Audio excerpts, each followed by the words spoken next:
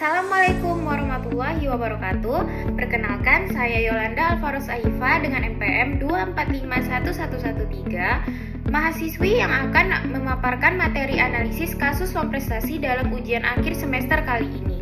Kasus yang akan dibahas adalah sengketa perdata antara PT Red Doors Management Indonesia dan PT Nirwana Kreasi Persada yang menjadi contoh konkret bagaimana ketentuan hukum perdata khususnya terkait perikatan dan wan prestasi diterapkan dalam praktik di pengadilan. Melalui kasus ini, saya akan mengajak teman-teman untuk memahami 1. Apa itu wan prestasi dan unsur-unsurnya menurut KUH Perdata.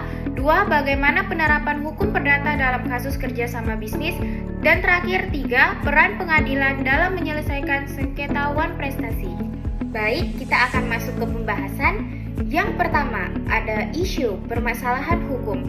Apakah PT Nirwana Kreasi Persada telah melakukan wan prestasi terhadap perjanjian kerjasama dengan PT Red Doors Management Indonesia?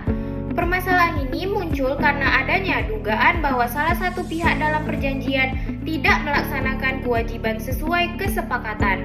Penting untuk mengetahui sejauh mana unsur wan prestasi itu terpenuhi, serta bagaimana tanggung jawab hukum dibebankan. Yang kedua, rules, aturan hukum yang relevan.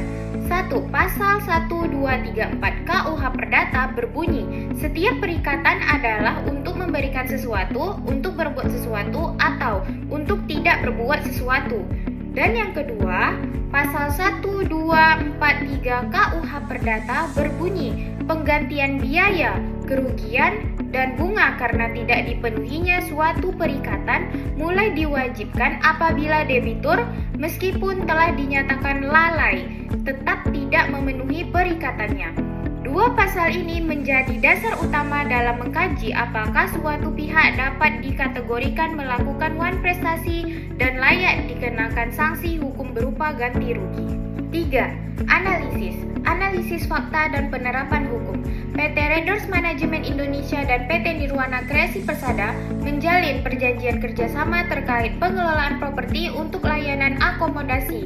Dalam perjanjian tersebut, PT Nirwana Kreasi Persada berkewajiban untuk menyediakan fasilitas dan layanan sesuai standar yang telah disepakati.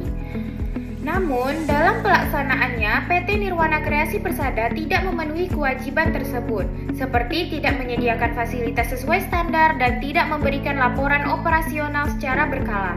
Hal ini mengidentifikasikan adanya kelalaian dalam pelaksanaan kewajiban kontraktural. PT Red Doors Management Indonesia sudah bertingkat baik dengan memberikan somasi, namun tidak ada respon atau perbaikan dari pihak tergugat. Kondisi ini menunjukkan bahwa tergugat tetap tidak memenuhi kewajibannya meskipun telah diberi kesepakatan yang sesuai dengan unsur wan prestasi sebagaimana diatur dalam pasal 1243 KUH Perdata.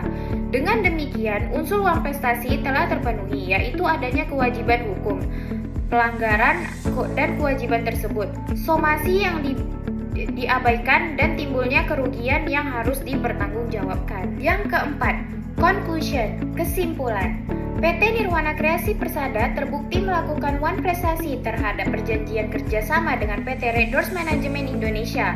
Pengadilan Negeri Jakarta Selatan dalam putusan nomor 213-PDT-G-2025/PN Jakarta Selatan menyatakan bahwa tergugat telah wan prestasi dan menghukum tergugat untuk membayar ganti rugi kepada penggugat. Putusan ini menegaskan bahwa dalam hubungan perjanjian setiap pihak terkait oleh tanggung jawab hukum. Bila kewajiban tidak dilaksanakan tanpa alasan yang sah, maka pengadilan dapat menjatuhkan putusan wan prestasi dan menuntut pemenuhan hak pihak yang dirugikan.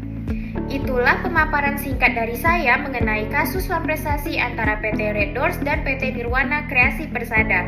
Semoga pembahasan ini dapat menambah pemahaman kita tentang bagaimana hukum perdata bekerja dan menyelesaikan sengketa perjanjian.